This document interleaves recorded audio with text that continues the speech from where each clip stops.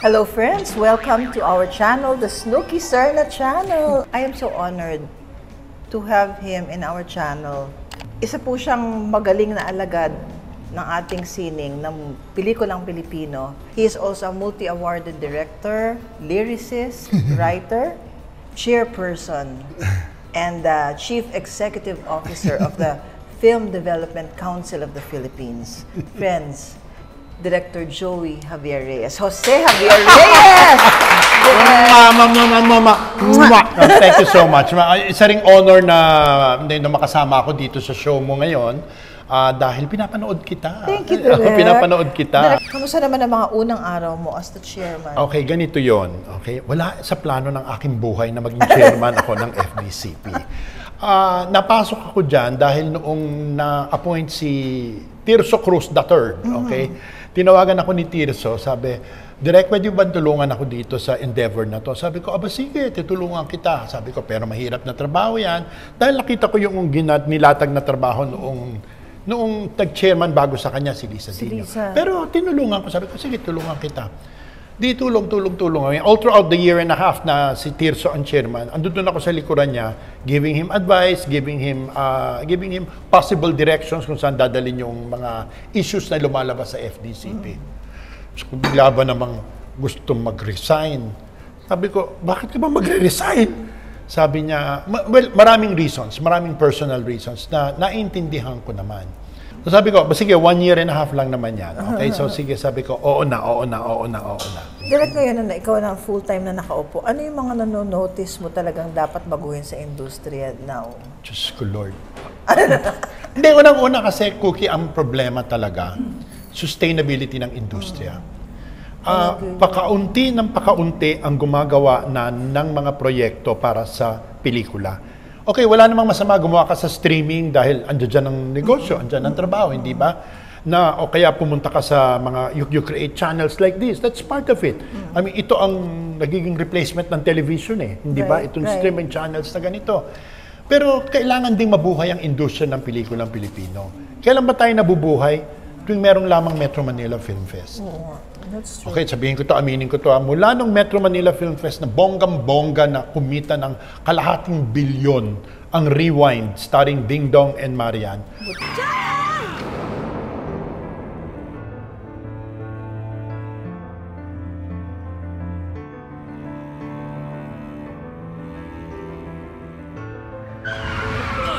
Mula nung Enero hanggang sa ngayon nag-uusap tayo, wala ni isang pelikulang Pilipino ang kumita ng pera. Lahat nalugi. Okay, ikalawa po kay professionalization. Naalala mo nangyari kay Eddie Garcia? Hindi sa sinadya yun, pero hindi rin sa pagpapabaya yun, pero kasi kailangan niya mga crew, kailangan niyang turuan na maging professional sa pag-handle nila. Tsaka ikatlo, yung palawakin na natin yung mga uri ng pelikulang ginagawa natin. Kuki, ang laki ng pagkakaiba na nangyari sa buhay natin mula nung nagkaroon ng pandemya. Panonood ng sine, concept ng entertainment, nawala na ng 2019, ngayon 2022, wala nang nanonood ng sine. Wala na.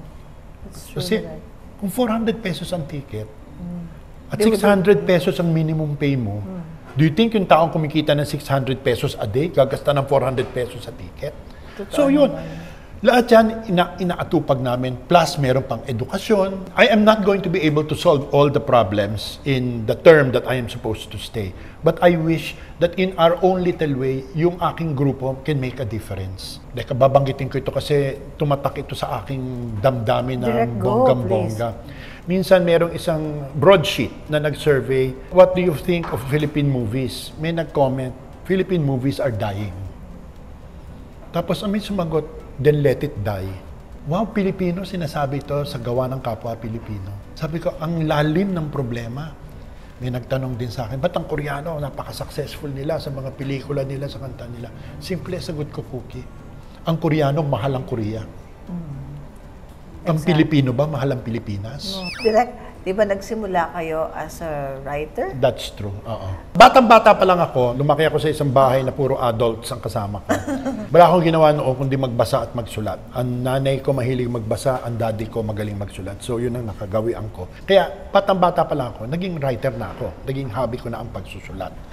Grade 5 ako, yung tatay kong baliw, Ang binigay sa aking birthday gift, makinilya. Alam ng daddy ko na mahilig ako Nakakitaan ka magsulat. Oo. So, yun ang inatupag ko. Wala akong planong maging direktor. Mahilig lang ako manood ng pelikula. So, batang-bata pa lang ako, nanonood Cute mo na ako naman, ng pelikula Pilipino. Pero, ang turning point ko nung nasa college ako at nakilala ko si Lino Broca. Kasi pumunta sila sa De La Salle at nagkaroon sila ng promo ng Tinimbang Ka Ngunit Kulang kasama ang kanyang discovery na ang pangalan ay si Christopher De Leon. Nag-talk sila sa La Salle to promote the movie. Tapos editor ako ng aming school paper, features editor ako, in-interview ko siya. Okay, nung narinig ko si Lino, sabi ko, Na-convince gusto kong gumawa ng pelikula. Gusto kong gumawa ng pelikula. Tapos naging teacher ko pa si Doy Del Mundo ng La Salle. Yun na. Sabi ko, magiging writer ako ng pelikulang Pilipino. Okay? Nag-start muna ako sa play, tapos sumulat ako sa TV, until finally, sumulat na ako ng pelikula. Ang maganda pa nito, nung dumating ang panahon, si Lino ang naging director ko. Can we safely say, parang si Tito Lino na naging mentor and inspiration? Tatlo inspirasyon ko, Cookie. Si Lino, dahil siya ang nagmulat ng mata ko.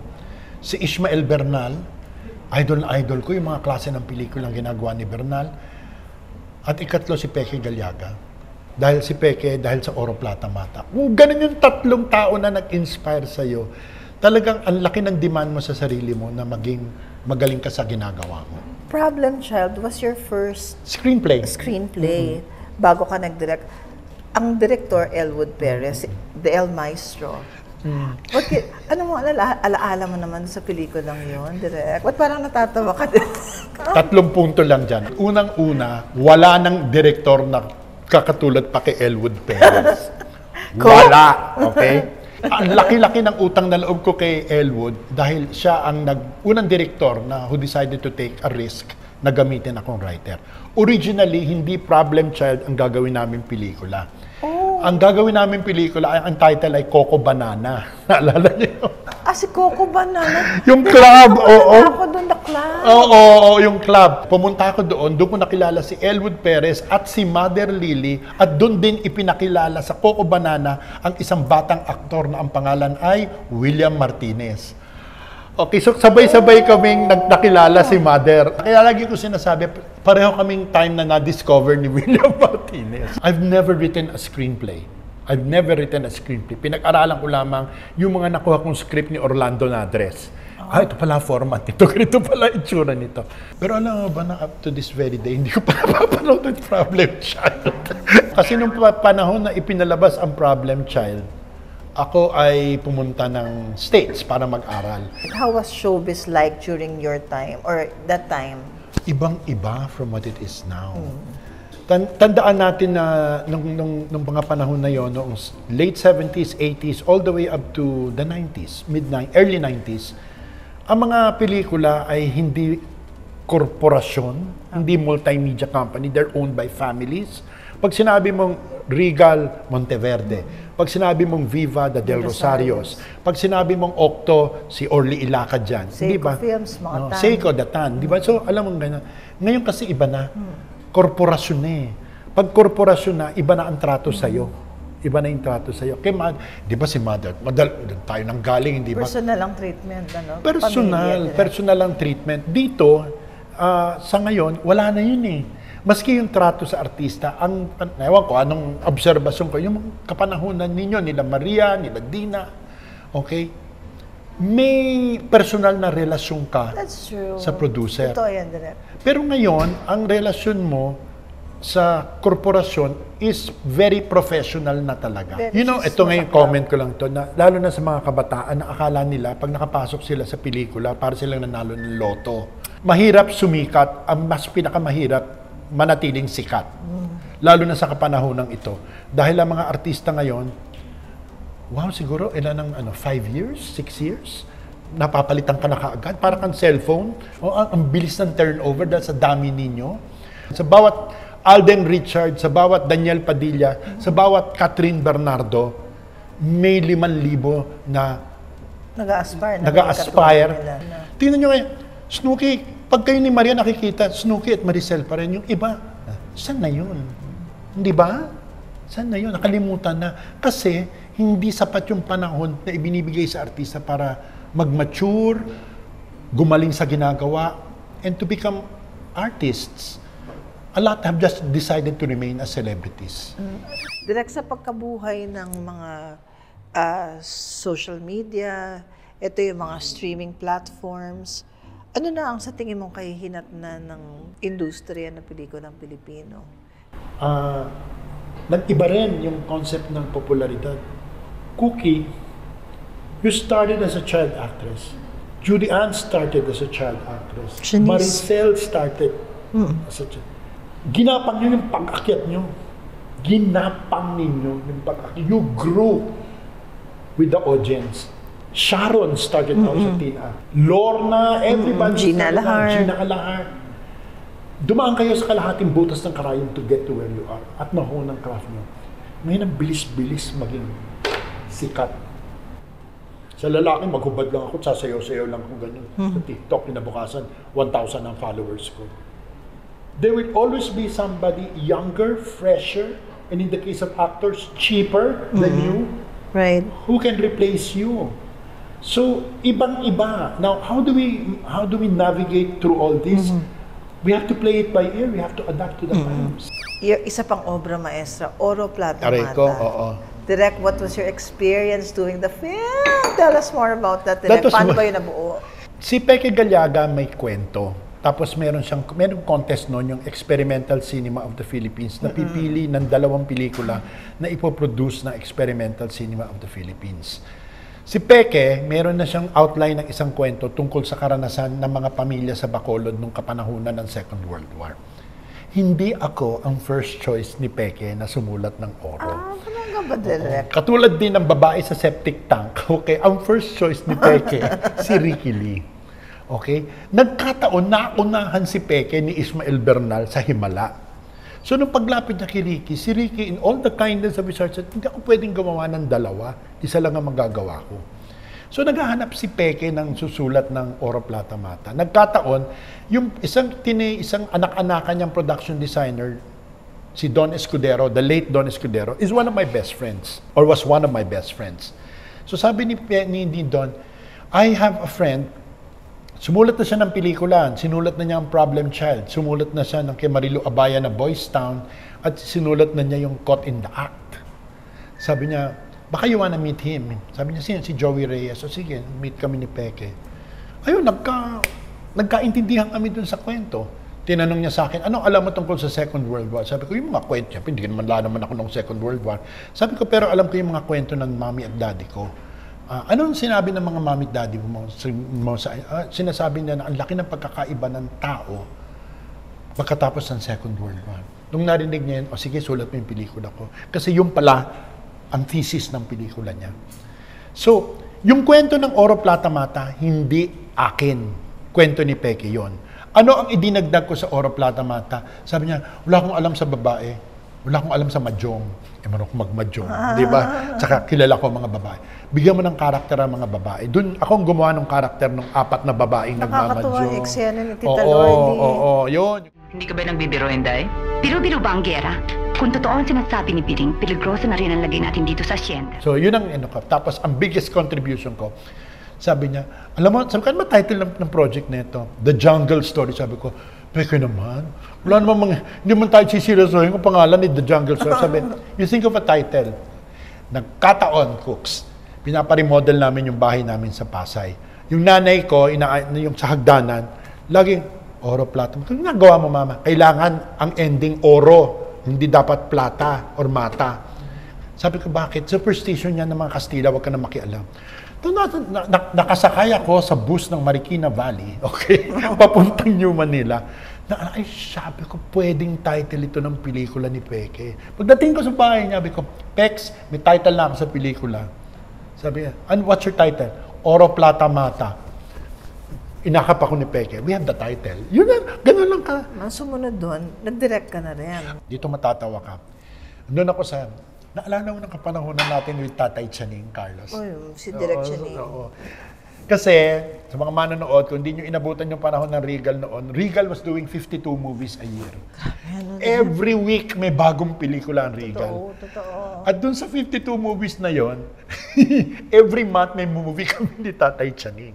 Meron ako kami friends in direct na pinagsamahang TV show, Regal Presents Ishinogi Sherna. Regal Drama R Presents. Ayun. So, alam niya, nagdidirect ako ng TV. Minsan, mimirienda kami, naalala ko pa yun, pansit luglog. Sabi niya, Unforgettable pa si Tugong. Sarap siya. unforgettable pansit luglog. Sabi niya sa akin, Joey, direct ka ng pelikula. Sabi ko, okay.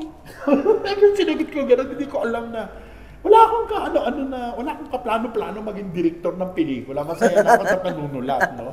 Kasi alam mo, Cookie, ang aking philosophy sa buhay, opportunity is not a lengthy visitor. Okay? When the opportunity arises, you either make it or you don't. But what is terrible is if you don't grab the opportunity. Because makapagsisihan mo, hindi mo pinatulan yung oportunidad. So, ayun. Sabi ko, sige. Diyos ko, Cookie, nakakabaliw yun. Ang una ko pang assistant director, no, si Mac Alejandre. Di ba si ngayon director na rin siya. Original title ng pelikula kong unang movie ko is The Teenage Stories. Nung napanood ni Mother yung pelikula, sabi, ay, palitan natin ang title. Regal Shocker the movie. Horror movie. Iba rin naman mag-isip si Mandalit. What is your favorite screenplay? Unang-una na doon ang May Minamahal ni Aga at ni Aiko dahil iniba ko yung uri ng dramahan na napapanood usually nung kapanahonan yon. Inalisan ko yung mga mabibigat na linya at ginawa kong magaang at kasaya-saya. At mas makatotohanan. Makatotohanan, lumabas yung rom-com. Okay, yung idea ng rom-com. May problema ka ba? Ba't mo ako tinititigan? Bakit? Bawal ba? Mahipan ka ng hangin. Direk, you are tinagurian na father, rather, with all due respect. More of grandfather. Of rom-com. Then, ikalawa siguro yung pare ko. Kasi gusto kong i-capture yung youth movie ng 90s. Sabi ko kung ang Bagets ang youth movie ng 80s, yung pare ko ang youth movie of the 90s. Ano ba nangyari sa atin? Ba't kakawatak-watak na tayo eh? Hanggang kailan ba tayong ganito? Eh di hanggat pwede sagarin. Ikatlo, yung Kung Ako Na Lang Sana ni Aga at ni Sharon. Challenge sa akin yun. Naalala ko nun eh. Nakasakay ako ng kotse, tapos tinawagan ako ng star. Gawa ka ng pelikula direct. Okay. Saya, may project. Sino ang casting? Si Aga at saka si Sharon. Sabi ko, challenge ito. Paano ko gagawa ng love story si Aga at si Sharon? Because it's the most unlikely pairing.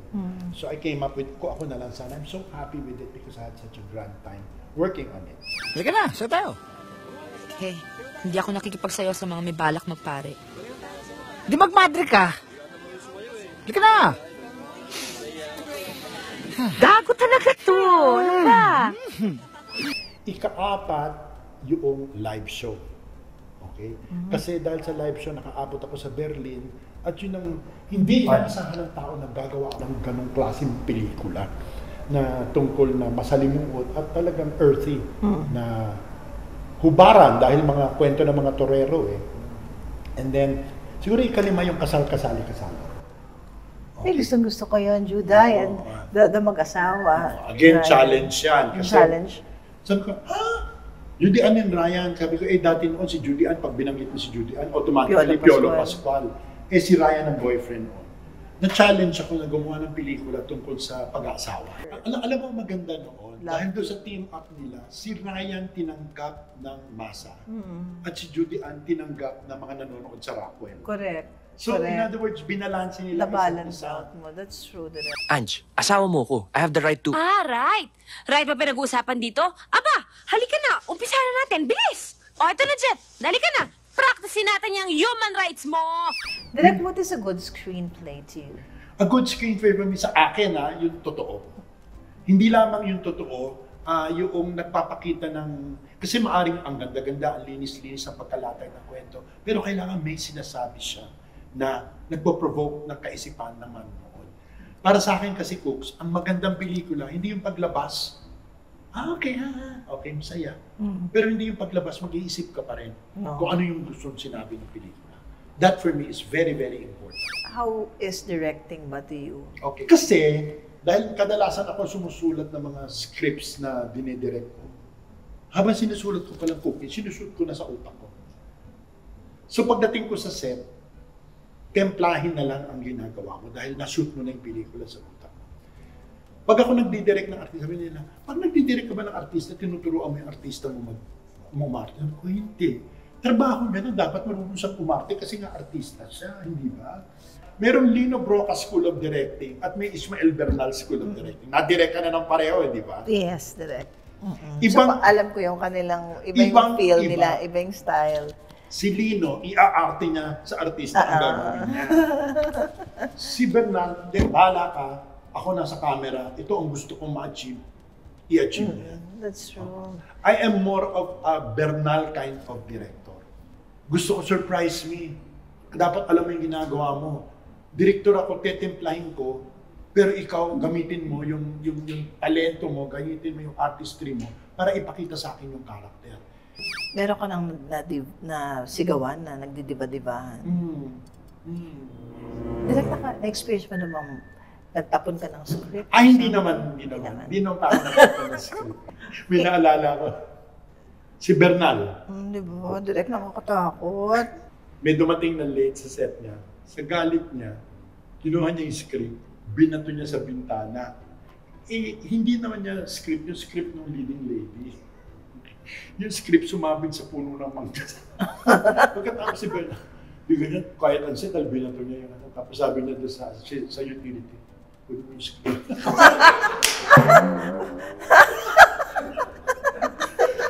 Pero nakasimangot ko seryoso pa rin, sabi niya na, pwede mo yung script.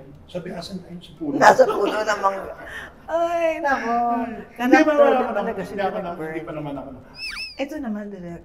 Hindi alam ng maraming tao, Direk, that you also are a songwriter. You're a lyricist. Mga isa lang po sa mga ginawang obra maestra ni Direk ay yung Kukuti-Kutita. Kumukuti-kutita. Kumukuti-Kutita, iisa pa lamang. Minsan, ang minahalay ako.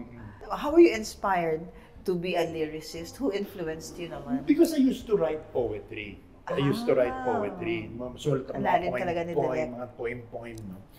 May notebook ako na sulat lang ako ng sulat ng mga lyrics ng kanta, lalo-lalo na kapag dumadaan ako sa period na intense yung mga emotion ko. Yung talagang very intense ang emotion ko, susulat lang ako ng sulat.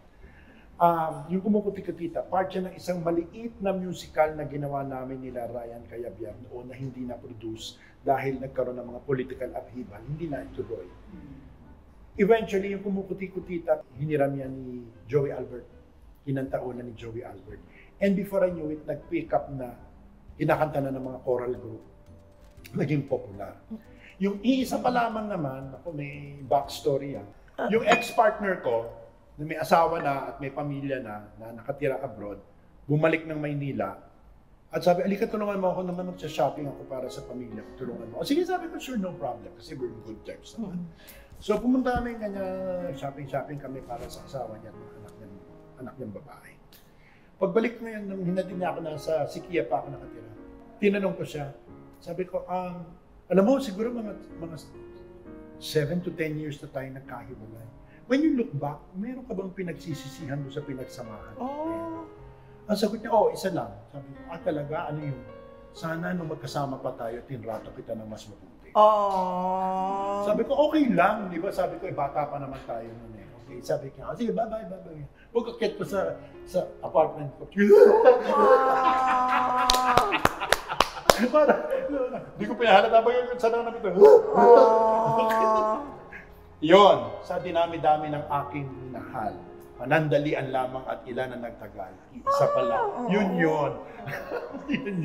Doon lumabas yun. Lalo ko to na-feel yung song. Tapos ito namang isa pa nating kanta. Katie De La Cruz. For the Katie De La Cruz story. For the Katie De La Cruz. Nung ini-interview ko si Katie, sabi niya, Joey, do you think people still remember me? Sabi ko, of course naman. Sabi niya, kasi alam mo naman, wala na ako sa Pilipinas, feeling ko hindi na ako naaalala ng tao. Sabi ko, ay, kagawang kong kwento ito. Cookie, itong trabaho natin, binibigay natin buong buhay natin. Naiyak Katawan at ako, kaluluwa. direct ako, maiyak tayo dito. Oo. Pero, pag nakalimutan tayo. At kuminsan, naaalala tayo all for the wrong reasons at hindi Correct. dahil sa mga ginawa natin. That's true. So sabi ko, yung sana gagawa ko ng kanta na tribute sa mga lahat ng tao na performer na sana maalala ng tao na there was a time na minahal nila tayo. Na sana there comes a point in time na hindi ka lang mababaon sa alaala, kundi mapagbigyan nila ng halaga kung ano mang kontribusyon ang binigay natin sa kultura o kaya sa mundo. So sinulat ko yung minsan ng minahal ako. Direk, alam mo yung kanta, masakit siya, pero at the same time, cathartic siya. Oo. Ang sinasabi ng kantang yon, alalahanin mo kahit sa isang kantang ito, na minsan, pinahalagahan mo ko. Minsan, minahal mo ko. Ang inap mo'y hanap-hanapin sa entabladong minsan ay sa... Direk, pupunta tayo naman ngayon sa guilty or not guilty. May artistang ayaw ang katrabaho, guilty. Oo. Bahagi lang yan. Hindi ako perfectong tao, hindi rin siya perfecto. Meron tayong ka-vibes, meron hindi ka-vibes. Kaya, very guilty. Alam niya na ayaw ko na siya makatrabaho. Pwede ba natin pangalanan kung sino-sino yun? Ay, wag na muna. Pag tayong dalawa in alphabetical order. May artistang natarayan ng bonggang-bongga. Oo, guilty na naman. Nagpaiyak na ako ng artista dahil bata pa siya. At if ever natarayan ko siya, para din sa sarili niyang kapakanan. Kasi dumating yung artista sa set ko na groggy-groggy. So, ano nangyari sa'yo? Kasi galing pa ako sa taping, wala pa akong tulog. Sabi ko, hindi ko problema yun, ano? Yung pagka-cocky, ha? Oo, yung parang, teka muna. Lalaki, babae ito, babae. Ang initial. Bawal ang sa shooting. No? Naalala ko to. Sinushoot ko yung pelikulang Hindi Kita Malilimutan sa Cebu. Nasa set kami. Tapos kita ko, movie reporter. May mas malaking supot na nilagang mani. Nagwala talaga ako. Bakit may mani? Malas daw sa set. True enough, nasira yung camera. Kita nyo, nasira yung camera sa mani. Nangahanas ng pelikula na nandito dahil dyan. Not guilty ako dyan. Kunyari. Hindi ko sasabihin in public, pero sa kapwa ko kunyari, private conversation, magbibigay ako ng aking opinion. Okay? Generous ako, Cookie, sa giving praise. Nagiging bread trick lang ang pagsusulat ko minsan. Oo. Kasi ang daming taong umaasa sa akin dahil may line production. May production company ako eh. Okay? Kuminsan, pinapatulan mo yung project para may trabaho ka. Saka may trabaho yung mga tauhan mo. Pero ang importante naman doon, kahit bine-bread trip mo, you try your best naman na bigyan ng katuturan yung ginagawa. May project na wish mo sana binigay sa'yo ng producer pero pinagawa sa iba. Oo. Guilty. May kwento ako sa'yo. Mother, kung nakikinig ka, ikaw patatama.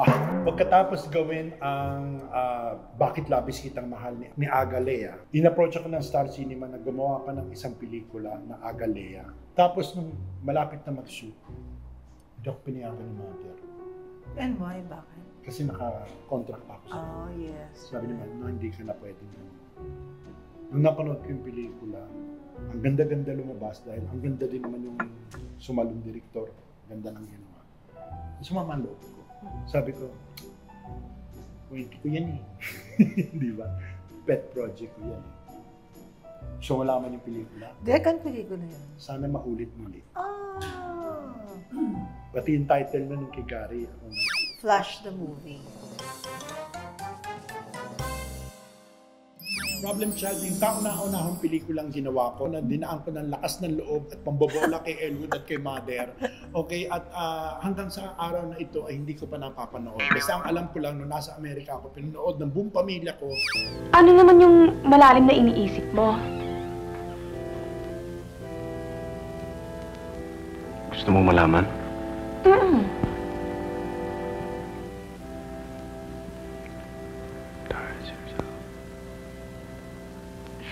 Alam mo, pinaka-naalala ko sa pelikula. Ano, direct? May isang eksena sa Remedios Circle. Kasi ang role doon ni Nora Aunor, nagbebenta ng bulaklak sa Remedios Circle. Tapos, Ricky Dabao, nagpapapick up sa Remedios Circle. Tinawagan akong bigla ni Mario O'Hara kasi nakatira ako sa South Siquia na malapit sa Remedios Circle. Sabi, Joey, pumunta ka rito. Bakit? Basta pumunta ka rito, kailangan kita. Yung pala, nyeta naman, yung artistang lalabas na pipick up kay Ricky Davao, hindi makakarating. So sabi niya, sumakay ka sa kotse, baba mo yung ano, tapos tawagin mo para karakter niya. Yun pala yung ako tinapos. Alam mo, pababayaan ka niya? Hindi ka niya titigilan! Papatayin ka rin niya! Pero yan ang isa sa favorite na pelikula dahil yan ang aming natatanging collaboration ni Mario O'Hara. Abot hanggang sukdulan. Tayo hanggang- yan, direct. Yan yung mga typical na ano na ginagawa natin ng kapanahonan na yun, ng mga issue movies, hindi ba? Kasi ganyan yung mga formula movies na ginagawa natin noon, okay? Hindi ba Snooki ko ang favorite victim actress talaga? May kailangan actor. Totoo naman, direct. Ano? Alam mo ba kung gano'ng kasakit ang ginawa niyo sa akin ng lalaking yun? Ha? Marunong ka pala masaktan! Pero ang hindi mo naisip, ang sakit at tating ginawa mo sa kahiyupan mo kay Jo Marie nung kinuha mo ako sa kanya! Ay, ikaw ang lahat sa akin, okay? Ang naalala ko niyan, Diyos ko Lord, yan yung nagbugbuga na hinatak ni Richard Gomez si Maricel Lac sa palabas ng kotse. Sa bunutan niya, nilabas niya sa kotse, gano'n. Buksan mo to! Hoy! Ano ka ba? Bobo! Hayop ka! Halika dito! Halika dito! Halika dito! Kabaliw ang And it pelikula. really became, yung totoong physical, ha? Naging physical, pero ano naman si Maricel naman marunong yung alam niya kung paano hindi siya masaktan. Pero nabaliw-baliw ako. Baliw-baliw ako. Saka, ay, may minamahal. That changed my life. Okay, after Oro Plata Mata, ito ang pelikula na nagmarka yung pangalan ko. Kasi hindi akalain ng tao na gagawa ako ng isang pelikulang ganyan na umiiyak ka, tumatawa ka, totoo, pamilya, di ba? Gusto mo ba ako maging shota o hindi? Oo naman. So tapos na yung usapan, halika na dito at magkukwentuhan na tayo. Ay, Batang PX, dream project ko yan. Okay? And it so happened na nag-swap kay Patrick. Okay? Dream project ko yan. Alala ko yan, dyan nag-Grand Slam si Shasha Padilla. At dyan nanalo ng Best Actor si Patrick at the age of 14. The youngest Best Actor. Would you believe, ito isa sa mga unang pelikula ni Piolo Pascual. Oo, talaga ba, direct? Oo. May nagpakilala siya sa akin, yung manager niya dati, pinakilala siya sa akin. Sabi ko, sige, sama ko siya. Supporting character siya dyan. Ang role niya dyan, son-in-law ni Nida Blanca. Kapitbahay lang siya. Isa sa mga unang pelikula yan ni Piolo. At noon pa man, nung nakita ko si Piolo, sabi ko, ako, lentek. May kinabukasan itong hinayupak na to. Basta, tandaan mo, Amboy, ha? Kung meron kang gusto, kung kailangan mo tulong namin, huwag kang mahihiyang pumunta rito sa bahay. Palagi lang naman kaming nandito sa bahay ng mama. Tsaka hindi ka na naman ibang tao sa amin eh. Ito yung nang iniwan mo ako. Oo, I've always wanted to do a Sharon movie na quiet but painful. Ito yung sila ni Little ang gumawa. Ang role niya, asawa siya ni Little na one day pinuntahan siya, sinabi, iiwanan na kita. At how a woman picks up herself and makes a life out of herself and her son. Woman empowerment ko yan. Tsaka sabi ko kay Sharon, who I call Mega, wag tayong viva acting dito. Gusto ko ikaw ito.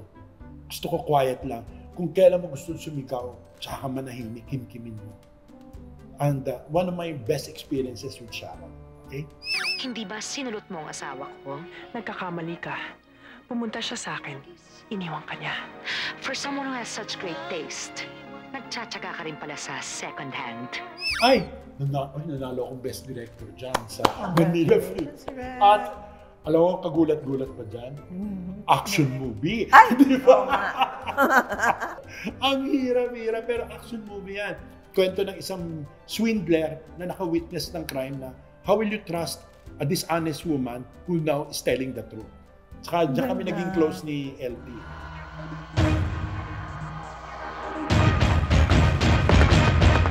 Ayaw mo na yung Teresa.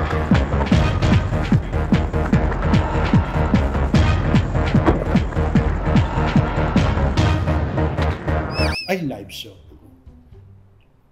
Kung memory ko niyan, Cookie from Hell to Heaven, Heaven to Hell. Pinagawa ko ng Regal, usong-uso niyan yung mga sexy-sexy. Sabi ng Regal, gawa ka ng movie. Anong title? Toro. Ay, talagang heavy ito. Toro? Okay. Nag-research ako, ikot ako sa mga torohan, pinapanood ko yung mga buhay ng mga nagtotoro at na-realize ko kung gaano sila kaawa-awa. Sabi ko, sige, gagawa ako ng pelikula tungkol sa poverty at kung paano itong mga taong ito natutulak na gumawa ng ganito. Ikaw na lang ang pag-iiwanan dito. Matutuyot. Wala ka pa rin aatupagin kundi pagtuturo mo. Eh, ano naman diferensya doon? Basta kami ni Danny, yayaman na kami. Alam mo, dollars na yung pera namin.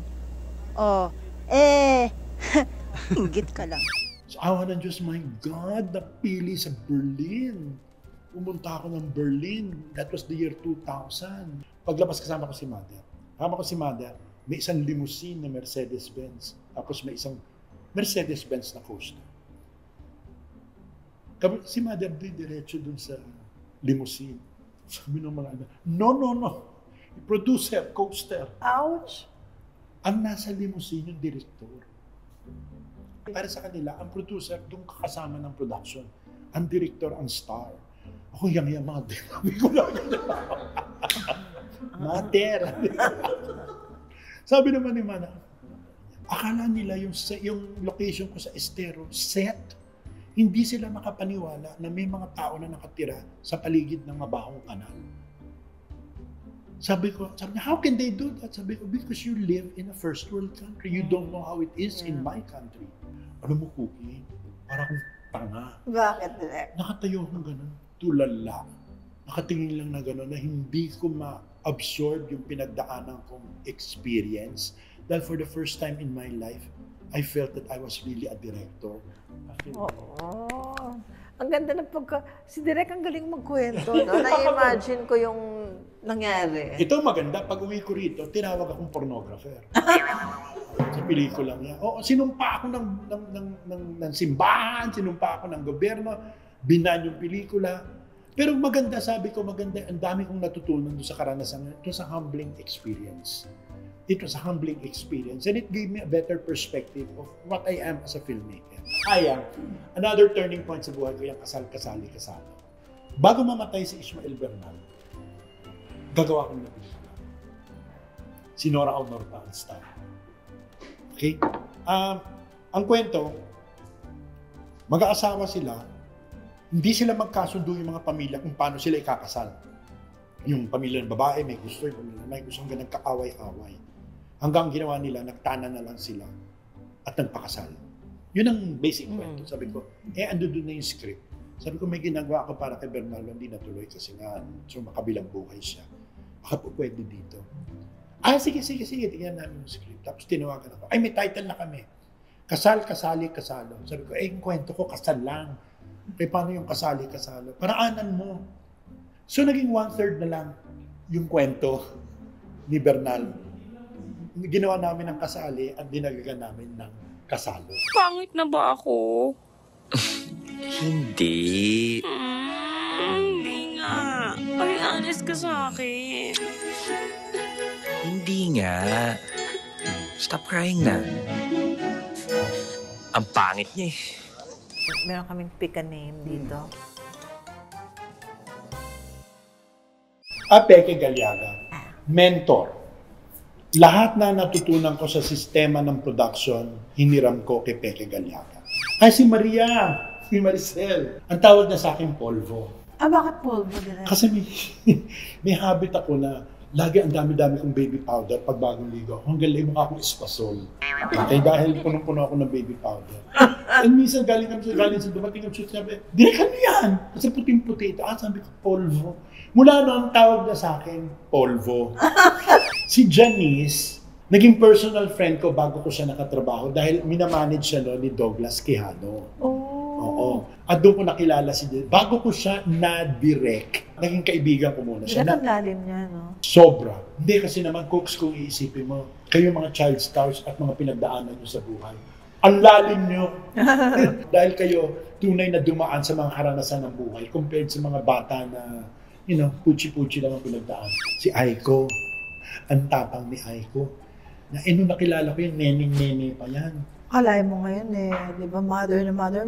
Ang galing niyang artista. Sana mapagbigyan siya ng pagkakataon na mapakita pa niya yung pag-arte niya. Hindi lamang isang TV kontrabida, kundi yung talagang malalim na kakayanan niya bilang artista. Ay, Mother Lily. Kung wala si Mother Lily, wala ako dito ngayon. She is literally my second mother because she was the one who shaped who I am today with the opportunities that she gave me. Aga mulat mo, kakakita ko pa lang to sa kanya the other night. Kung kinakatawa, no? Yung anak niya, mga adults na, yung kambal niya. Oo, sila Tasha. Hindi ba, pagsalang mo, parang pusa, na kahit saan mo ihagis tatayo. Nag-adapt agad. Kasi parang nasa chromosomes niya, nasa DNA niya, ang pagiging performer. Si Richard, dati nag-away kami pero ngayon good friends kami. Tsaka nagugulat ako sa kanya. Hindi ko akalain si Goma papasok sa politika. At hindi ko akalain na siseryosohin ito ng ganito. Pag nag-uusap kami, naalala namin yung lahat yung pinagdaanan namin ng years with Douglas Quijano. At saka kung papaano si Douglas hinubog din ang buhay ni Richard. Ay, si Sharon, I wish her peace of mind. I will be honest, I worry about her.